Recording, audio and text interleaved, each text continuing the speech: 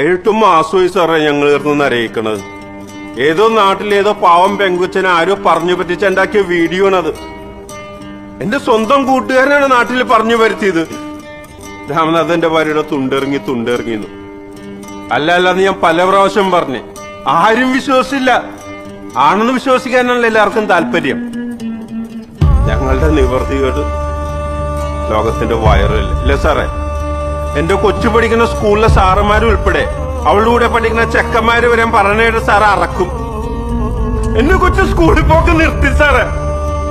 അവളിപ്പോ പെങ്ങളുടെ വീട്ടില. അവൾക്ക് വീട്ടിലോട്ട് വരാൻ പേടിയാണെന്ന്. അവളുടെ അമ്മയുടെ കൂടെ താമസിക്കാൻ പേടി, അറപ്പ്. ആരെന്തൊക്കെ പറഞ്ഞില്ല എനിക്കറിയാം സാർ, അതെന്റെ ഭാര്യയല്ലെന്ന്.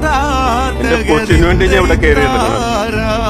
ഞാൻ എന്താ ചെയ്യുന്നത് സാറ് പറ. ഡൽഹിക്ക് പോണോ, ബോംബെക്ക് പോണോ?